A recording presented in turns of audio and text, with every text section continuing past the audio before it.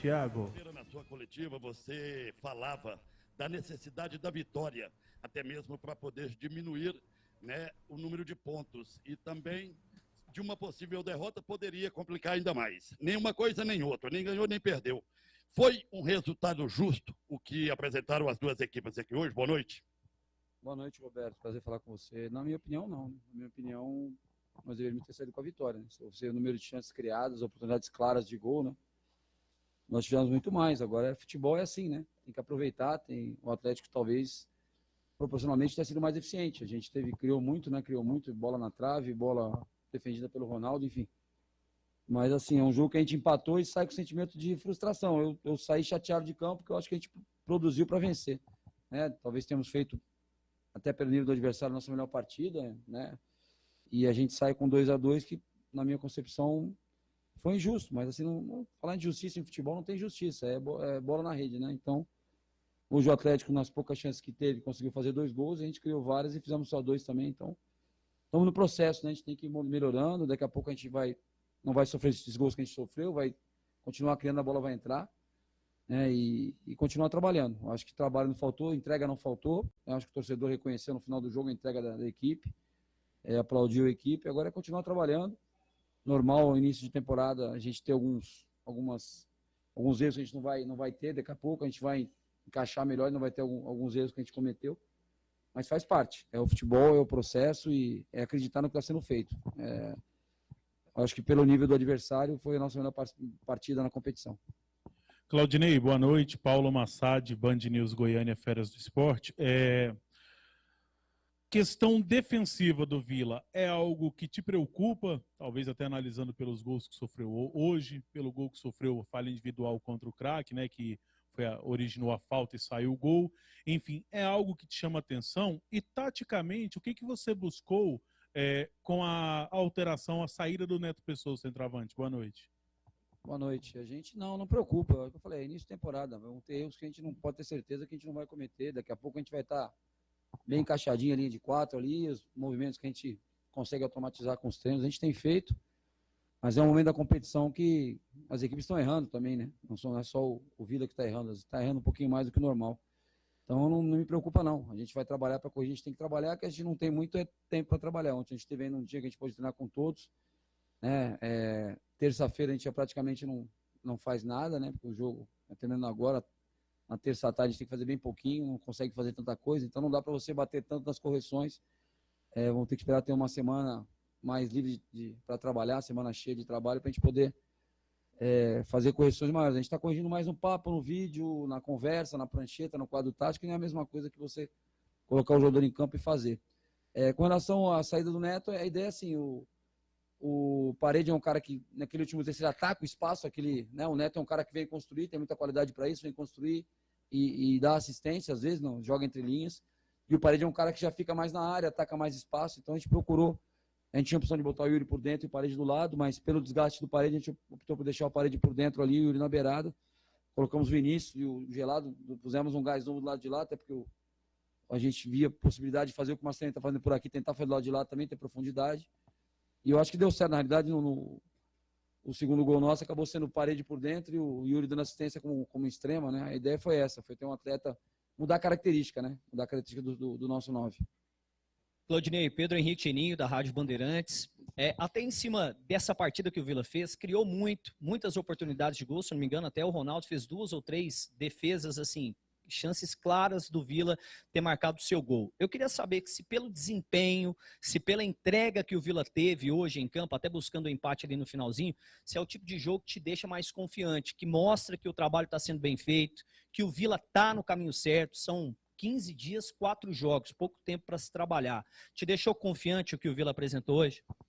Deixou sim, Pedro. Obrigado aí pela pergunta aí, pelas considerações. Eu acho que deixou confiante, mas deixou chateado também, né? Quando você joga bem e não ganha, eu não sou muito cara que gosta de empate, não, sabe? Empatou, tá bom, a gente vai empatar invicto, empata, o time que perdeu 2, ganhou 2, está na nossa frente.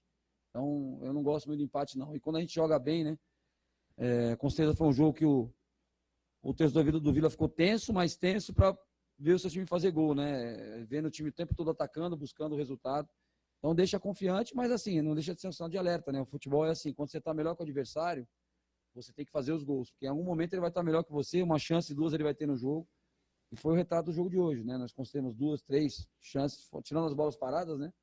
2, 3 chances para o adversário, ele fez 2 gols, e a gente criou inúmeras chances, e só fizemos 2. Então, um momento assim, a gente vê que os jogadores compraram a ideia, estão se esforçando, estão correndo, estão batalhando, né? Como eu falei na minha apresentação, a gente tem hoje um time que eu acho que o torcedor se sente representado em campo, se alguma coisa técnica ou tática a gente puder falhar, mas em termos de entrega, todo mundo está batalhando o tempo todo, que é uma característica do clube.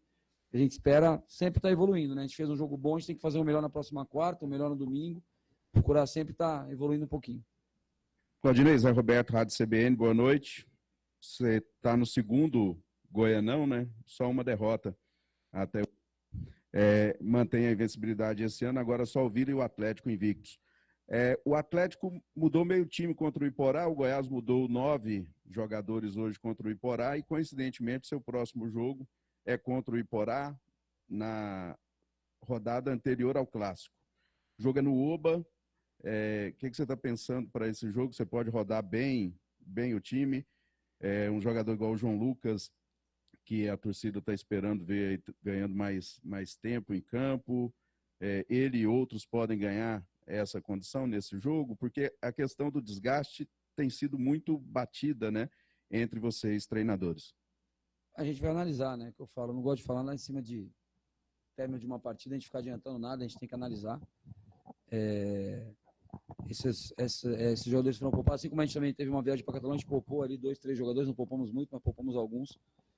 E vamos analisar, vamos pensar com calma. O João entrou bem no jogo, né? Mas minutagem para o João, talvez ele já tenha mais minutagem esse ano do que ele teve na carreira inteira no Vila Nova. Não sei se ele já jogou tanto quanto ele jogou esse ano, né? Ano passado, parece que ele jogou mais no 23. Então a gente está dando minutagem para eles, né? E vai dar no momento que a gente acha que tem que ser dada, né? Mas é importante eles entrarem dando essa resposta positiva, né? O jogador entrar da resposta positiva, ele vai ganhando a confiança nossa, do torcedor, daqui a pouco ele vai jogar mais vezes. Agora, se a parte da fisiologia, da preparação física, identificar que é interessante a gente poupar jogador A, B ou C, porque tem um risco iminente de lesão, a gente vai poupar. Caso contrário, é um jogo que a gente precisa ganhar, a gente precisa pontuar, precisamos vencer o Iporá, né? Não podemos nos distanciar dos líderes, né? Essa questão da invencibilidade, como eu falei, é boa, né? Está invicto, mas quem perdeu 2 está na nossa frente, né? Então, é complicado. Então, vamos trabalhar para reverter na quarta-feira, conseguir uma vitória e vamos botar o que a gente tiver de melhor. A gente vai poupar alguma coisa, se for estratégico mesmo, uma necessidade, a gente vai poupar, caso contrário, a gente vai o que a gente tiver de melhor, porque a gente precisa vencer o jogo, não adianta a gente pensar no domingo, e domingo a gente não joga na quarta a gente joga contra o Iporá, não adianta a gente ficar preocupado com outro jogo, não. Qual a avaliação já do Donato, que teve que ser substituído logo no início da partida, e já emendando a segunda aqui, se você assistiu o jogo do Iporá nesta manhã, ou vai pegar informações desse adversário depois? Rapaz, o Donato eu não sei, né? Vai fazer exame, acredito que por ele ter saído do jogo, deve ter alguma lesão, deve ter, aí se é grau 1, grau 2, aí só o exame de imagem que vai diagnosticar, com certeza ele deve estar fora do próximo jogo já, e principalmente do outro domingo. É uma perda, né, sensível, nosso capitão, um cara que tem uma imposição muito grande no jogo aéreo, tanto defensivo quanto ofensivo, tem a liderança ali, mas a gente confia no Carlos, confia no Doma, quem a gente optar aí para iniciar o jogo, temos 4 zagueiros muito bons, estamos tranquilos com relação a isso, e vamos aguardar. Com relação ao jogo de manhã, eu vi um pouco do jogo, mas assim, é difícil você fazer uma análise do jogo do jeito que estava o gramado, né? Você vê as movimentações, mas a gente vai ter que analisar. A gente está com o Iporá totalmente mapeado, os 3 jogos que eles fizeram a gente tem mapeado, e aí a partir de amanhã a gente vai fazer a análise do nosso jogo, já vou receber material do Iporá para a gente poder analisar e ver de que maneira que a gente vai montar para tentar levar alguma vantagem sobre eles. Claudinei, até no intervalo do jogo, estava eu e esse cidadão aqui do meu lado, Paulo Massad, juntamente com o presidente do Vila, Hugo, falando sobre o Ralf, rapaz. O Ralf está comendo a bola, apesar da idade que tem, e é um jogador que você pretende dar um descanso para ele na próxima quarta-feira, e também gostaria que você falasse do futebol do Souza. Jogou muito hoje essa partida contra o Atlético? Em relação ao Ralf, a gente já esperava, né? O cara que... Futebol hoje em dia, o profissionalismo fala muito, sabe? O cara que se cuida, o cara que nas férias não descansa, fica treinando, né? É importante, cara.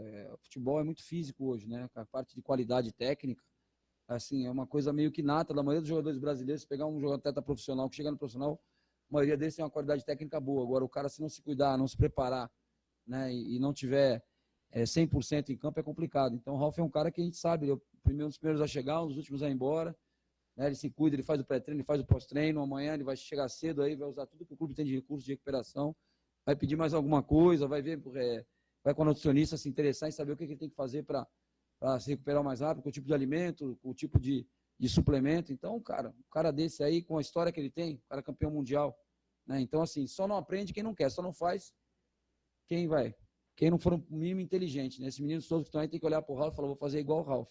Se o cara está chegando na idade dele com esse nível de atuação que ele está tendo, que hoje, concordo com você, jogou muito bem. Então, isso aí é um exemplo para todo mundo tem que seguir. Inclusive nós, da comissão, né? A gente tem que falar, a gente tem que se dedicar cada vez mais, né? Eu tive a experiência de trabalhar com o Wagner Love no esporte, também era a mesma coisa, o primeiro a chegar, o último a ir embora. E esse tipo de jogador vence por isso, ninguém vence à toa no futebol. E aí, com relação a poupar ele ou não, vou conversar com ele, né? O Ralf é um cara que você pode conversar diretamente com ele, não precisa olhar número, né? Porque os números dele vão estar bons, ele vai ter rodado muito no jogo, vai recuperar mais rápido que os outros, porque ele se cuida.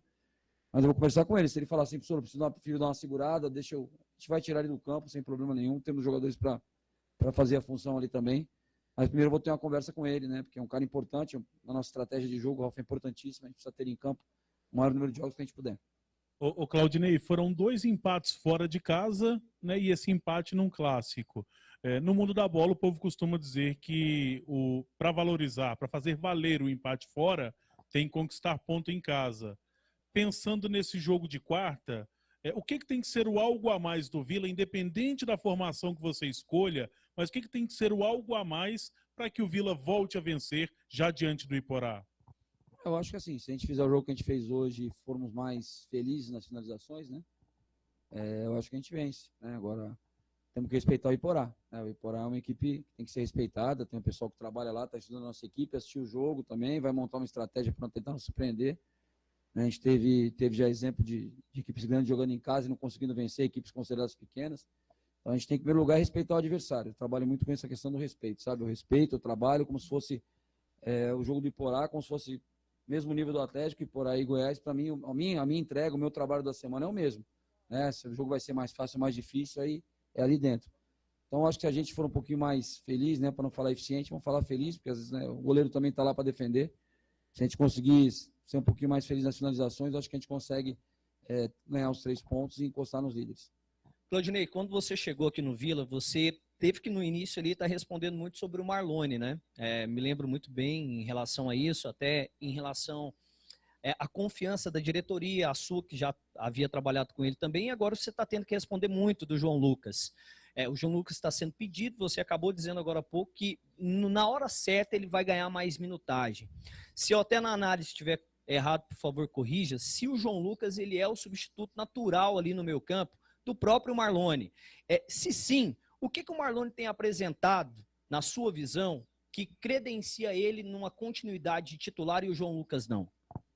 O João Lucas não é especificamente reserva do Marlone, né? O João Lucas pode jogar no lugar do Marlone, no lugar do Souza, na formação que a gente fez hoje, pode jogar aberto com o pé trocado no lugar do meia jogando pela beirada. A gente pode usar ele com vários lugares, né?